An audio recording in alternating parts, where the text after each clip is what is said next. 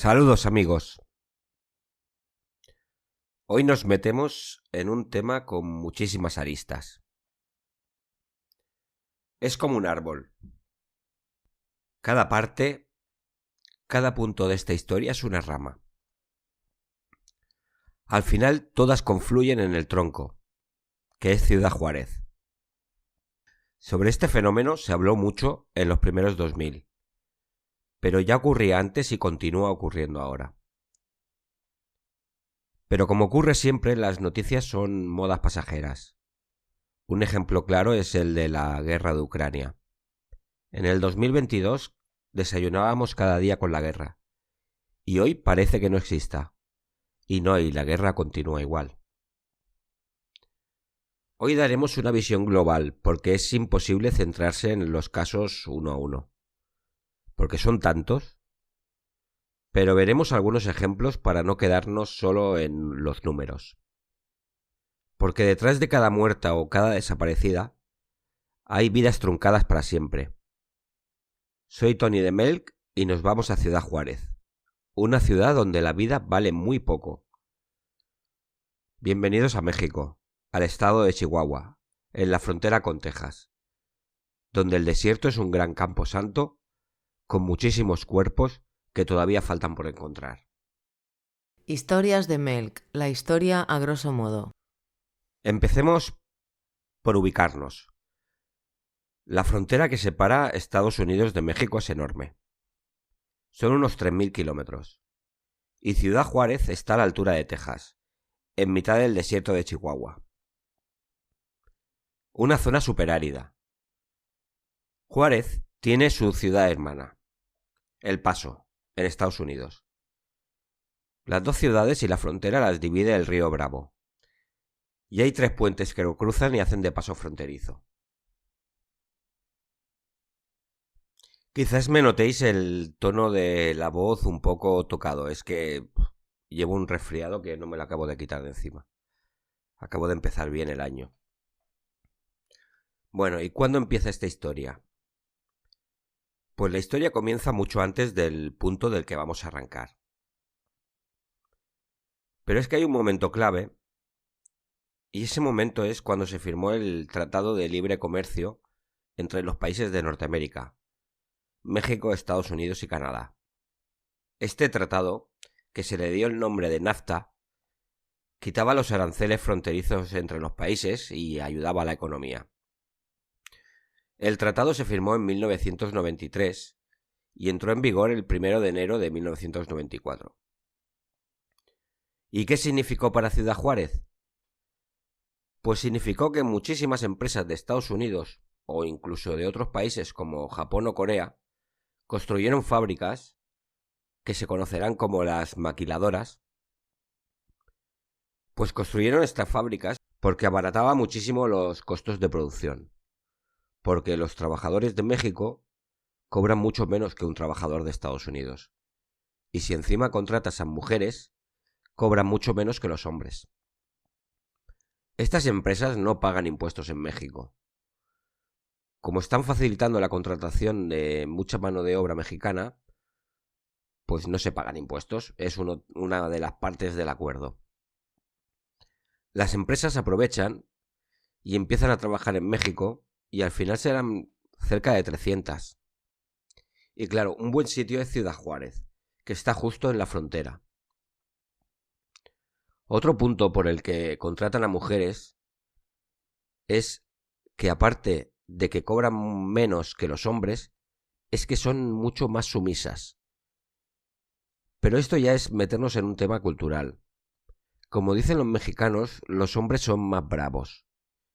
Entonces, entre que pagan menos por ser mexicanos y no estadounidenses, y son mujeres que cobran menos que los hombres y encima no se van a quejar, pues todos son beneficios. Este punto es muy importante porque gran parte de las víctimas serán trabajadoras de estas empresas. Los feminicidios de Ciudad Juárez se empiezan a contar a partir de 1993, pero como os he dicho antes, podríamos irnos más para atrás. Pero en algún punto hay que poner la salida. y casi todos los documentales, programas o artículos que he leído empiezan a contar a partir de aquí. En enero del 93 aparece el cuerpo de Alma Chavira Farell, una chica de 13 años que fue violada antes de que la asesinaran. Este fue el pistoletazo de salida de un conteo inagotable de mujeres a las que asesinan de maneras violentas. Solo en el año 93 contabilizaron 24 víctimas. Las cifras que os voy a ir dando son las oficiales, pero es muy probable que sean muchas más, porque tampoco de las chicas desaparecidas, muchas no se denunciaban porque a lo mejor habían venido solas a la ciudad. No tenían familia y también la policía no es que hiciera demasiado bien su trabajo, por decirlo suavemente. Ciudad Juárez, al principio de los años 90, tenía alrededor de 1 millón de habitantes. Pero a medida que se abrieron estas fábricas de las maquiladoras, llegó a tener más de 1,5 millones. Y la ciudad no estaba preparada. No se hicieron infraestructuras para todos los recién llegados. Hubo muchos barrios que básicamente eran chabolas, que la gente fabricaba como podía. No había alumbrado eléctrico, ni alcantarillado, tampoco había un servicio de autobuses, y claro, estos barrios de chabolas se ponían cerca de donde estaban las fábricas, y como podéis imaginar eran barrios dejados de la mano de Dios. Muchas chicas vivían en estos barrios, porque como comentábamos, muchas eran chicas que habían venido de todas las partes de México e incluso de América Central, porque en sus lugares de origen no tenían demasiadas oportunidades laborales, y esto de las empresas maquiladoras era una gran oportunidad para salir adelante.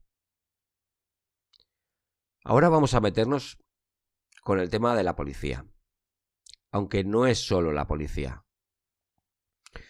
Es todo el estamento judicial, desde policías, abogados, fiscales, jueces, políticos, metidos hasta el fondo en un sistema con pies de barro, donde la corrupción está a la orden del día, a unos niveles altísimos.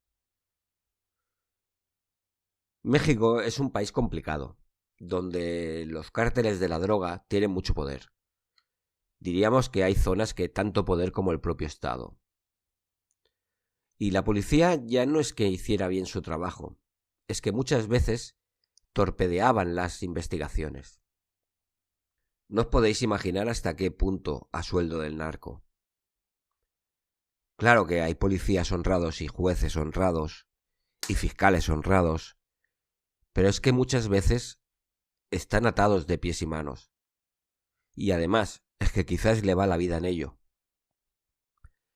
Hay casos de policías que han investigado a la propia policía, han descubierto tramas de corrupción. Pues estos policías luego han aparecido asesinados. Abogados que denunciaban a la policía también aparecían asesinados. Periodistas también aparecían asesinados. Médicos forenses que estaban en contra del relato oficial también aparecieron asesinados. Y si no eran ellos, a lo mejor le mataban a algún familiar. Un sistema que quizás es en todo México, pero sobre todo es en estos estados que están dominados por los cárteles de la droga. Un sistema que está podrido desde los cimientos hasta arriba del todo. Y la gente, el común de los mortales, lo sabe. Pero no puede hacer nada. Muchas veces la gente no denuncia en comisaría si ven algo extraño. Muchas chicas de las que vamos a hablar hoy desaparecieron en medio de la ciudad, a plena luz del día, y la gente no vio nada o no oyó nada. La gente no quiere saber nada. Es un miedo que ya está instalado y contra eso es muy difícil luchar. Ciudad Juárez es el sitio perfecto si quieres matar a alguien. Apenas se va a investigar. Es una región que es un desierto inhóspito, y si te quieres deshacer de un cadáver, lo tienen muy fácil. Este fenómeno, como os he comentado, tiene muchas aristas. Y otra podría ser la propia idiosincrasia del mexicano. México es un país machista que considera que la mujer debe permanecer en casa, ser una buena esposa y estar a merced del marido o del hombre de la casa. No quiero generalizar, porque seguro que hay muchísima gente que no es así, pero tampoco hay que olvidar que gran parte de la sociedad sí lo es. Y tampoco quiero darnos la de superioridad moral cuando en España estos mismos valores estuvieron arraigados durante muchísimo tiempo. Y aún hay casos que es así. Si no, solamente hay que ver las cifras de feminicidios que también tenemos en España. Pero en México o quizás en América Latina está muy arraigado el machismo. Pensar eso de que la mujer debe de permanecer supeditada al hombre. Por las circunstancias de Juárez, muchas mujeres estaban emancipadas. Sí, con trabajos precarios, pero podían tirar para adelante. Y a la vez, había muchos hombres que estaban en el lado contrario. No tenían trabajo, no conseguían dinero. Y esto provocaba muchas envidias y odios hacia estas mujeres que podían tirar ellas mismas del carro. Porque en el tema de hoy no hay un culpable. No hay un asesino en serie que se dedica a matar sistemáticamente a las mujeres. Es un tema mucho más grave.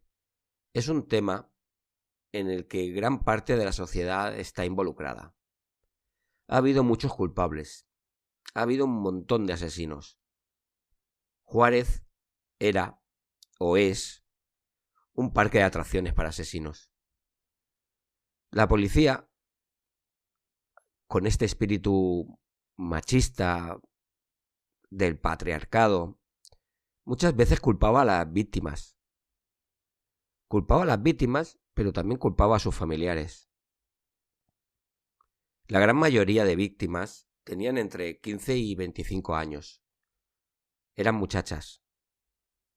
La policía decía que ¿qué hacían estas mujeres solas por la calle? ¿Por qué salían por la noche? Pues seguramente es que eran o prostitutas o drogadictas. La culpa la tenía también la familia porque las dejaban salir por las noches. Gran parte de las víctimas eran muchachas que volvían del trabajo. Nada que ver con salir o no salir. Bueno, que una chica puede salir si le da la gana, eso está claro. Pero muchas chicas o volvían de estudiar, del instituto, o volvían del trabajo. En fin. En 1995 la policía detiene a Abdul Sharif, un licenciado egipcio que vino a trabajar a Ciudad Juárez desde Estados Unidos. Y este hombre ya había tenido muchos problemas legales con la policía en Estados Unidos. Sobre todo por temas de violencia de género. Lo detuvieron y lo acusaron de los asesinatos de las chicas de Juárez. Sabían perfectamente que no era el culpable. Era probable que hubiera matado a alguna chica, pero la policía quiso involucrarlo en todos los casos que pasaban en la ciudad. A Abdul le querían encalomar casos. Y es que le querían encalomar casos de cuando él ni siquiera estaba en el país. Cuando todavía vivía en Estados Unidos. Ya empezaban a aparecer muertas en Ciudad Juárez. Y estos casos se los querían endosar a él. Es más, después de encerrarlo, las muertes se siguieron produciendo. Y la policía siempre hará lo mismo, patadón pa'lante. Culpó a Abdul de contratar a un grupo de sicarios conocido como los rebeldes para que siguieran matando a mujeres y así él salir exonerado en el juicio. No tenían ni pies ni cabeza. La policía buscaba cabezas de turco y cualquiera les valía. Por no hablar de los derechos humanos. Hubo otro caso, el del campo algodonero. El campo algodonero era como un descampado que estaba en medio de la ciudad, no estaba en el desierto. Que esa es otra. los asesinos se sienten tan impunes que les da lo mismo que se encuentren los cadáveres. Es más, vacilan al Estado. Hago lo que quiero y encima te lo dejo en mitad de la ciudad. Pues en el campo algodonero se encontraron 8 cadáveres de chicas. Sobre este caso, llegaron a la conclusión de que los asesinos eran 2 conductores de autobuses que transportaban a las maquiladoras desde las fábricas hasta el centro de la ciudad. Y lo mismo que con Abdul. Es muy probable que estos hombres estuvieran involucrados en alguna desaparición, incluso en la muerte de alguna chica, pero no de todo de lo que les achacaban. Los hombres confesaron, pero era muy evidente que fue bajo tortura. Es más, uno murió estando en dependencias policiales, pero la policía seguía R que R con que ellos eran los asesinos y que mataban a todas las mujeres. Es como decía el patadón para adelante. Mientras voy tapando esto, ya iremos tapando lo siguiente. El barrer y meter debajo de la alfombra. El abogado de uno de estos hombres denunció las torturas ante el juez y los medios.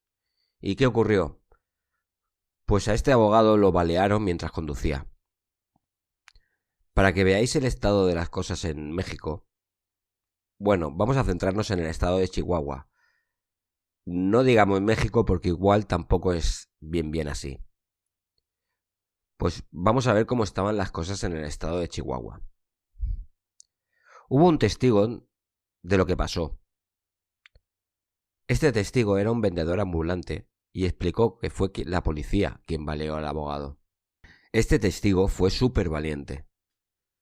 Pues cuando le presentaron el testimonio al juez, el juez no lo dio por válido porque estaba fuera de tiempo para presentar las alegaciones.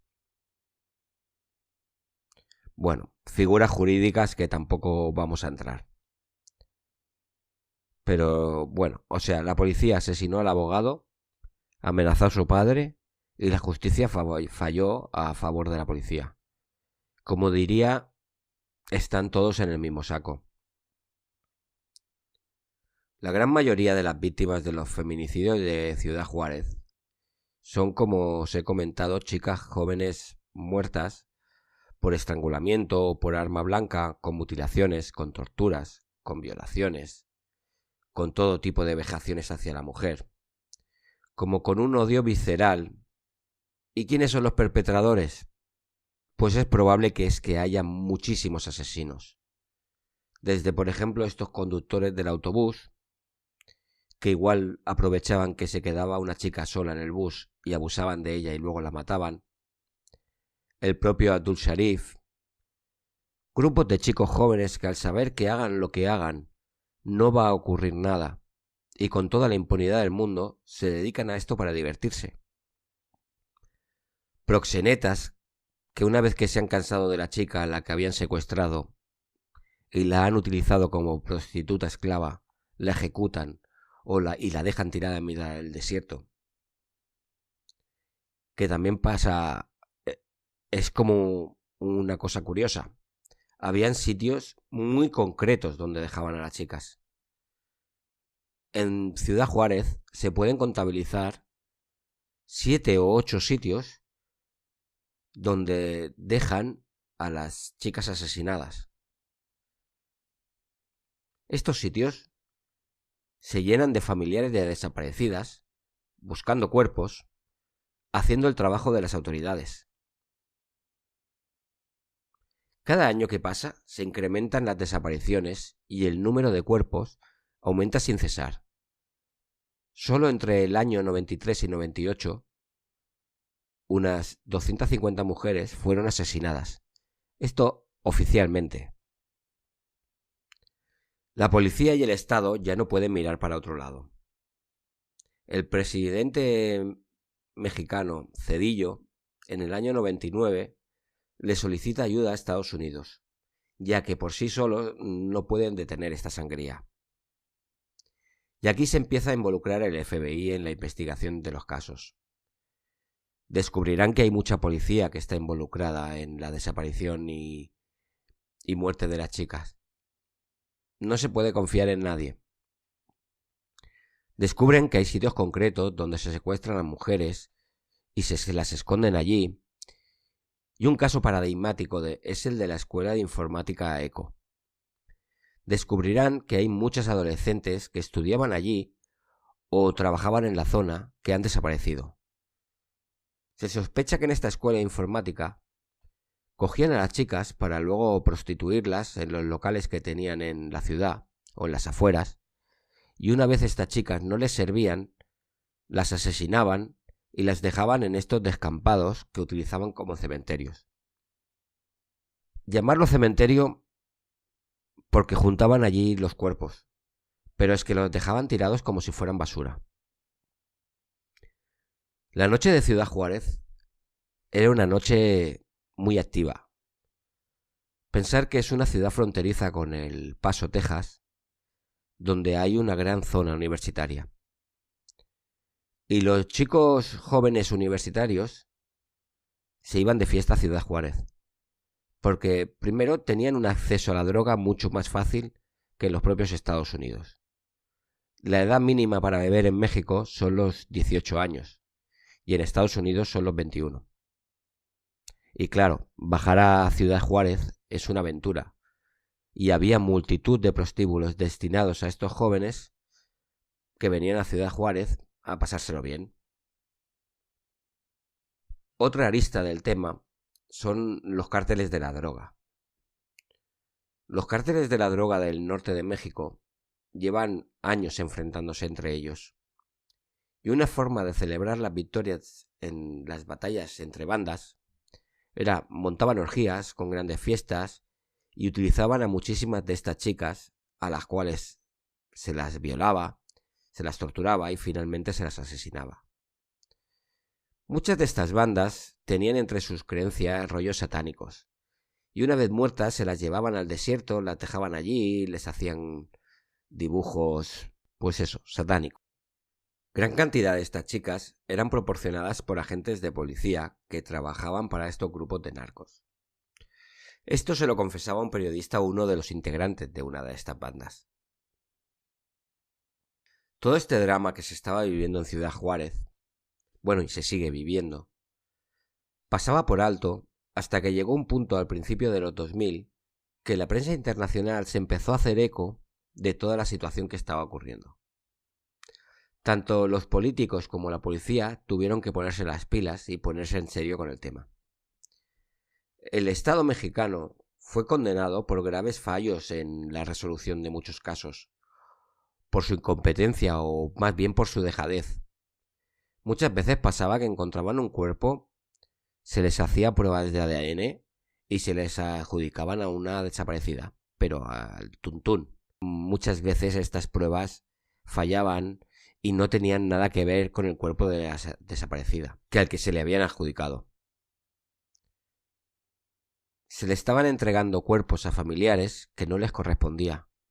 Todo para cerrar los casos lo más rápidamente posible. Y ahora os quiero hablar del caso de Marisela Escobedo. Este caso lo podéis encontrar en un documental en Netflix. Es un caso diferente, pero es muy significativo para veáis cómo se junta todo lo que os estoy contando en un mismo caso. Marisela Escobedo tenía una hija, Ruby. Esta chica se enamoró de un chico mayor que ella, Sergio, que trabajaba creo que con su familia. Bueno, la hija de Marisela tenía 16 años y se quedó embarazada. Y se fue a vivir con el novio.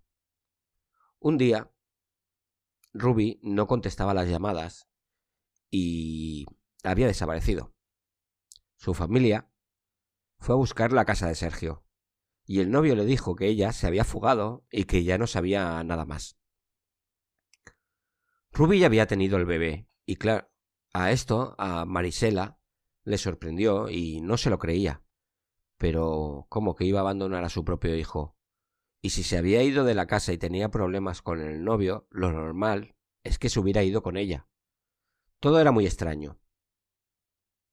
Al día siguiente Marisela y su familia volvieron a casa del novio para pedirle más explicaciones. Pero él ya había desaparecido. se había fugado con el bebé. Con el tiempo lograron encontrar el cuerpo de su hija y consiguieron encontrar a Sergio. Este hombre reconoció que había matado a la chica porque lo quería dejar. Y claro, esto un hombre no lo puede permitir. ¿Quién se había creído? Se hizo un juicio y estaba muy claro que él era el culpable. Pero a la hora del veredicto, los 3 jueces decidieron que era inocente. Este caso se había convertido en muy mediático porque Marisela no paraba de salir en los medios, de reclamar justicia. Hacía marchas, protestas, todo tipo de cosas para que este caso no se quedara en el olvido y que se hiciera justicia.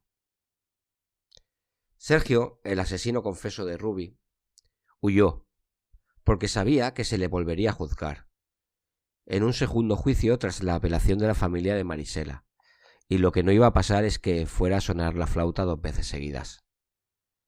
Marisela lo estuvo buscando por todo el país y al final lo volvió a encontrar. Llamó a la policía para que lo arrestaran, pero ahora las circunstancias habían cambiado. Este chico se había metido en un grupo muy importante de narcos. Y la policía, como estamos comentando todo el rato, no hizo bien su trabajo y no lo pudieron coger. Marisela volvió a hacer marchas, volvió a hacer todo tipo de protestas y se fue justo delante del palacio del presidente del estado de Chihuahua. Y como protesta acampó y pasó un montón de noches allí. Pues al final, durante las Navidades, un sicario se bajó de un coche y la asesinó delante del palacio.